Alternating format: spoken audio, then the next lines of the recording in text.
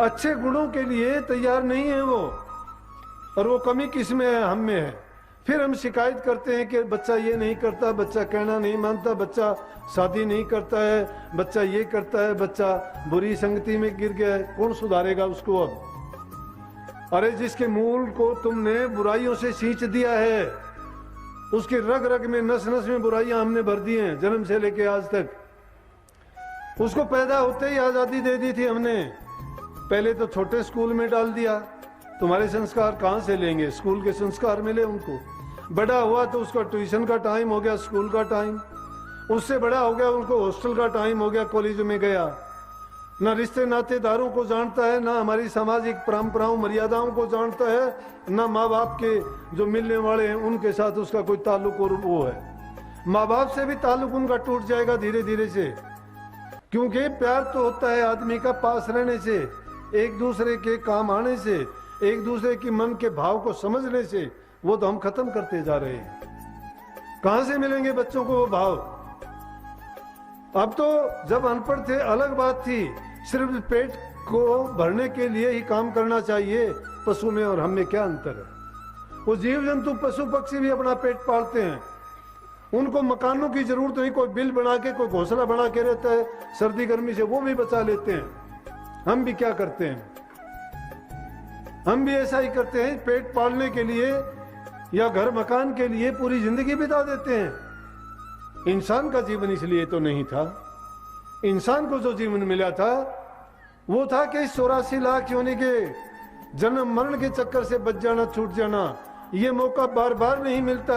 हमारे धार्मिक ग्रंथ कहते हैं, देवी देवता भी इसको तरसते हैं और कहते हैं कि एक बार हमें इंसान बना के मौका दे। उनको भी नहीं मिलता, क्योंकि ये मौका चूकने के बाद फिर 84 जाना पड़ता है जीव को। और जब ये 84 में चला जाता है फिर इसके कर्म नहीं सुधार सकता। कर्म को सुधारने के लिए तो इंसान का चोला ही है। परमात्मा के बाद में दूसरा नंबर जो है इंसान का है, जिसमें ज्ञान है, बुद्धि है, विवेक है, समझ है, भला बुरा जानता है, और करने के लिए इसके पास अवसर भी है।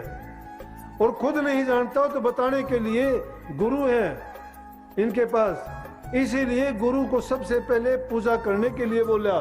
इसीलिए कह दिया गुरु गोविंद दोनों खड़े, काके लागू पाए बलिहारी गुरु आपने जिन गोविंद दिया बताए। जो गोविंद से मिलने का रास्ता बताता है वो और योनि में नहीं मिलता, इंसान के रूप में मिलता है। इंसान की भाषा बोलता है, इंसानों की तरह रहता है, उनकी तरह खाता, बोलता, हंसता, चलता फिरता है वो। जब उनकी भाषा नहीं बोलेगा, उनकी तरह व्यवहार नहीं करेगा, क्या खाक समझाएगा?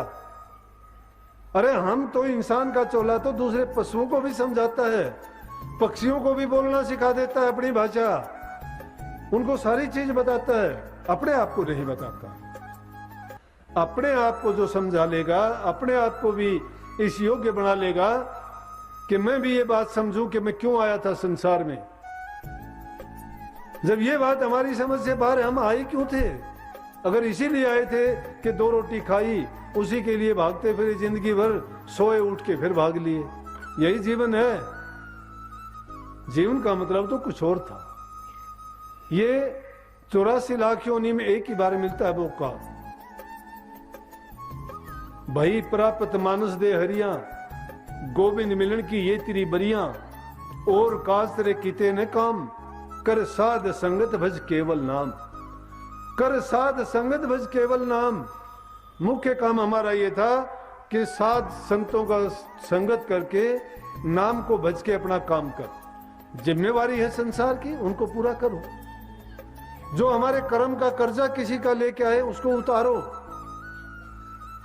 वो उतारते हैं, हम बाप बन के उतारते हैं, बेटा बन के उतारते हैं, भाई बन के उतारते हैं, रिश्तेदार नातेदार बन के उतारते हैं। अनेकों ऐसे उदाहरण कहने के लिए बहुत लंबी चौड़ी बात हो जाती है, कितनी गुजरती हैं जो रोजाना के जीवन में देखते हो। सब के सब वो सर कर्ज उतारने की बात है।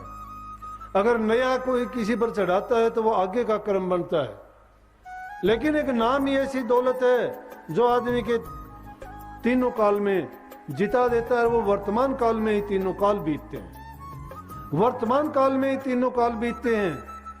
अपने भूत के किए हुए कर्मों को भी अभी काट सकता है, वर्तमान काल में बुरे कर्म करना छोड़ सकता है, और भविष्य के लिए वो अच्छे कर्म करता है तो अपना प्रारब्ध कर्म बढ़ाता ही नहीं है। इसीलिए वर्तमान काल की महिमा गाई गई है कि वर्तमान काल में जो जीव कर लेगा उसको मौका फिर नहीं मिलता। ये तन तुमने दुर्लभ पाया, कोटि जन्म जब भटका खाया, या को अब वृथा मत खो, छिन छिन चेतो भक्ति कमाओ, भक्ति करो तो गुरु की करना, मार्ग शब्द गुरु से लेना, शब्द मार्गी गुरु ना होवे तो झूठी गुरुआई ले। शब्द मार्गी गुरु मिलना चाहिए, शब्द मार्गी शब्द भेदी, शब्द भेदी गुरु की जो ये समझा दे कि ये रूह किस किस दर्जे से होके संसार में आई और इसको वापस भेजने के लिए कौन सा इंतजाम और कौन सा प्रबंध किया जाए, और उसके लिए संत मत से बढ़ के कोई भी शिक्षा नहीं है, उससे बढ़ के कोई रास्ता नहीं है। वो सूरज शब्द का योग है। अनेकों ही रास्ते ऋषियों ने, मुनियों ने, संतों ने, महापुरुषों ने दर्शाए, लेकिन जीव के लिए सबसे सुगम सरल रास्ता कौन सा? सूरज शब्द का योग है।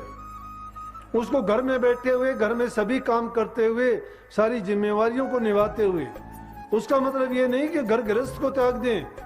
आप सभी फकीरी हालत में हो, लेकिन मस्त फकीरी नहीं है अभी।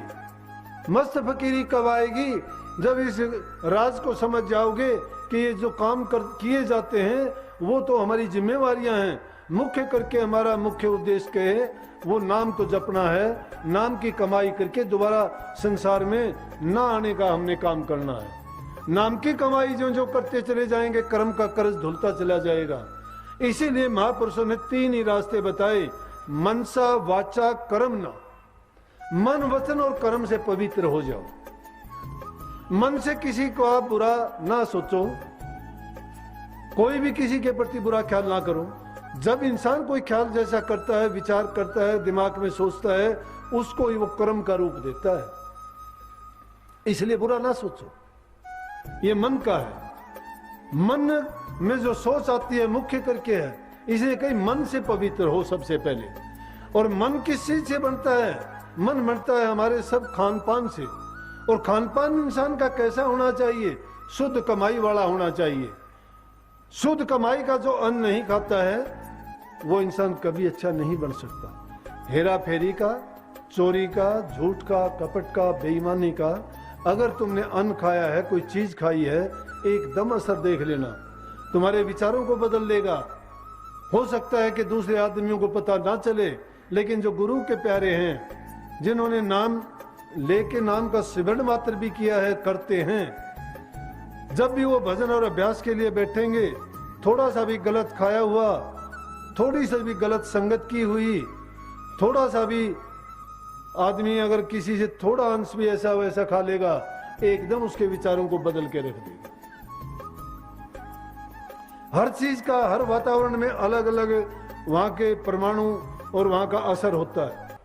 गर्म प्रदेश में जाते हो गर्मी लगती है, अरे जल के देखने से शुद्धता और सच्चाई आती है, साधु के देखने से ज्ञान उपजता है, शमशान में जाने से भूत प्रेत याद आते हैं, मंदिर में जाने से परमात्मा याद आता है, किसी मीठी चीज का नाम लेने से मुंह में पानी आता है, बुरी चीज लेने से तुम्हारा मुंह झल्लाने लगता है, दुष्ट आदमी का नाम लेने से तुम्हारी त्योड़ियां चढ़ जाती हैं, अच्छे आदमी का नाम लेने से तुम्हारा चेहरा खिल उठता है, जिनका आसपास भी कोई नहीं है लेकिन उनका ख्याल मात्र करने से जब हमारे मन पर और ख्यालात पर ऐसा असर पड़ता है, तो उस मन के अंदर अगर बुरी चीज डाल लेंगे तो उसका कैसा असर होगा। इसलिए संतों ने फरमाया है कि सबसे पहले आदमी का खान पान उत्तम होना चाहिए, जिसके कारण उसका मन पवित्र होगा। पवित्र मन में ही शुद्ध विचार हुआ करते हैं। तो मन जब अच्छा होगा, आदमी काम भी सब अच्छा करेगा। और मन के बाद में वचन का है, आदमी जैसा पानी पिएगा वैसी वाणी बोलेगा। जो सामान हमने अपने अंदर के जो जमा किया हुआ है वही हमारे बाहर आएगा। अगर हमने अच्छा जमा किया है तो अच्छाई आएगी, बुरा किया है तो बुराई आएगी। निंदक आदमी, बुरा बोलने वाला आदमी जो किसी के आगे पीछे बात करता है, वो जहां जाएगा अपनी आदत की बात करेगा। वो अच्छा नहीं बोल सकता किसी के बारे में भी, उसकी सोच है ये। तो वचन से किसी को बुरा ना बोलो, वचन से अगर बुरा बोलते हो तो दूसरे को भी दुख देता है, आदमी को खुद को तो दुख देता है। पहले इंसान अपने आप को बुरा बना के ही बुराई बाहर निकालता है। लेकिन उतनी शक्ति अच्छा बोलने में भी लगेगी। अगर किसी के लिए तुम अच्छा बोलते हो, मीठा बोलते हो, अच्छे शब्द प्रयोग करते हो, वो उसको भी खुश कर देगा, लेकिन बोलने से पहले आपको तो बहुत ही खुश कर देगा। अच्छा बोलो, मीठा बोलो, वाणी तो अनमोल हो, जय कोई जाने बोल, ये तराजू तोल के फिर मुख बारा खोल। दिल के तराजू में तोल के देख लो पहले कि ये बोलने से इसका परिणाम क्या निकलेगा। अरे कटु वचन बोलने से तो महाभारत जैसे युद्ध हो गए थे। 18 अक्षुणी सेना जिसमें कप गई थी, 56 करोड़ यदुवंशियों का विनाश उसमें हुआ था। धरती सालों तक खून से, रक्त से लाल रही थी। उसमें अन्न पैदा होने वाला, खाने वाला आदमी भी भड़क उठता था कई सालों तक। बहुत सालों तक वहां बस्ती नहीं बनी थी। ये तो युग पलटने के बाद में अब ऐसा हुआ है। हवा पानी की और पवित्रता ने उसको शुद्ध कर दिया जब वो रहने लायक बनी है। किस बात से हुई थी? एक छोटे से कटु वचन के कारण। इसलिए हम तो रात दिन ऐसे ऐसे वचन बोलते हैं। घाव अगर किसी चीज का दे देते हो, वो घाव तो मिट जाता है, लेकिन बोला हुआ घाव कभी नहीं मिटता, क्योंकि वो दिल के अंदर जाके बैठता है। जबान से बोला हुआ शब्द दिल के अंदर जाके बैठता है, बार नहीं करता। संतों का वचन भी उस तीर के समान जाके जब हृदय में लगता है तो ही वो सेवक सुधर सकता है। इसीलिए कबीर साहब ने एक जगह कहा, मेरे सतगुरु सेल समान बाण मेरे मारा है, कि मेरे सतगुरु ने सेल के समान बाण मारा है। और वो बाण क्या करता है कि ना मेरे बर्छी मारी, ना कोई तीर तबक तलवार मारी, उसने तो शब्द का बाण मारा है, और उस शब्द के बाण से मेरे दिल को बेंध दिया है। शरीर पर कोई असर नहीं है, कोई घाव नहीं है, बाहर नहीं दिखाई देता, लेकिन अंदर से मुझे खत्म कर दिया है, मेरा अहम खत्म कर दिया है। और उस बाण ने मुझे इतना कायल बना दिया है कि उसने अपने ही रंग में रंग दिया। इसलिए किसी को बुरा ना बोलो। जब तुम्हारे दिल में अच्छी वाणी बोलते हो, मीठा बोलते हो, दूसरे को भी आप आनंद में बना देते हो, तुम्हारे दिल में भी आत्मीयता जागती है। तुम देखोगे अगर कहीं भी कोई जाएगा, चर्चा करेगा तो तुम्हारा नाम लेगा। ये सुमति है, लेकिन हम दुर्मति अपनाते हैं, और संतों के सत्संग से दुर्मति तुरंत भाग जाती है और सुमति आ जाती है। जिस प्रकार से सूर्य के उदय होने से अंधकार चला जाता है और प्रकाश आ जाता है। हम सत्संगी होते हुए गलत बात करते हैं, गलत काम करते हैं, जबान से बुरा बोलते हैं। और तीसरा नंबर है कर्मना का कर्म। जब इंसान जो वाणी से मीठा बोलता है, मन से जो अच्छा और सच्चा है, प्रभु के नाम का जो सुमन जाप करता है, अपने हक हलाल की कमाई खाता, बुरा कर्म वो नहीं कर सकता। उसका कर्म अपने आप सुधर जाएगा। मन के सुधारे सारी चीज सुधरती हैं। इसीलिए मन के लगाए पिया पावे, जो इस विध मन को लगावे जी। इस मन को तुम इस विध से अगर लगा लोगे तो पिया मिल जाएगा, परमात्मा मिल जाएगा। लेकिन इस विध उसको लगाना पड़ेगा। ये यूं गाने से तो दीवाने घर बहुत दूर है, और हालत क्या होगी कि शाही गई सफेदी आई और जाना है बड़ी दूर। शाही गई सफेदी आई, फरीद साहब उसको कहते हैं, देख फरीदा जूतियां दाढ़ी होई भूर, आगे नेड़ा आइया पीछे रहिया दूर। कि अब तो आगे नेड़े आ गया, भरोसा नहीं कब रिमोट कंट्रोल दब जाएगा, कब चले जाओगे। पीछा था वो दूर चले गया, देखते देखते दाढ़ियां धोड़ी हो गई हैं। इसीलिए कहता है छाई गई कि जो कालापन था बालों पे वो गया, सफेदी आ गई, लेकिन कालापन तो तुम रंग के फेर लिया होगे, नहीं आने देते। लेकिन मन को रंगो तुम, ये काले बाल करने से नहीं रंगा जाएगा। मन को जब रंग लोगे फिर जरूरत नहीं रहेगी किसी चीज की, वो सफेदी नहीं छिप सकेगी। कबूतर के आंख मीचने से खतरा नहीं डरता है, बिल्ली खाएगी उसको। कबूतर आंख भी इसके सोचता है कि मुझे बिल्ली को दिखाई नहीं दे, बिल्ली को दिखाई देता है। अब भी उसका शिकार तू ही है, तेरे ऊपर आएगी, तू आंख बंद कर ले, जाए खुले रख।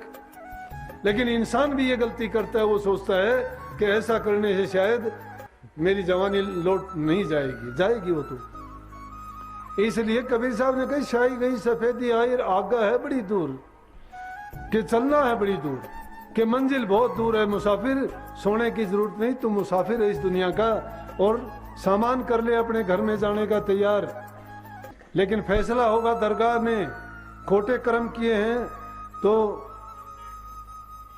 नरकों का रास्ता दिखा देंगे, अच्छे काम किए होंगे, दान पुण्य के किए होंगे, अच्छा जीवन जिया हुआ स्वर्ग बैकुंठ मिल जाएगा। लेकिन अगर प्रभु की भक्ति तुमने की होगी, गुरु की सेवा तुमने की होगी, गुरु के वचन की पालना की होगी, तो तुम्हें सीधा स्वर्ग में नहीं जाना, नरक की तरफ देखना भी नहीं, बल्कि मुक्ति धाम को जाओगे, फिर मुड़ के संसार में नहीं आना। ये उनके लिए, लेकिन उसके लिए करना क्या पड़ेगा? एकांत का समय निकाल के कुछ ना कुछ घर में ही हो जाएगा वो। उस एकांत के टाइम निकाल के मन की वृत्तियों को एक जगह रोक के, जैसा गुरु ने बताया है कि अपना आदर्श जो तुमने चुना है, क्योंकि मन को जब तक उसके सामने कोई ऑब्जेक्ट या कोई उसको ऐसा आदर्श नहीं मिलता तो मन किस में लगाओगे? मन की वृत्तियों का बिखराव है, इंद्रियों के द्वारों पर बैठा हुआ है।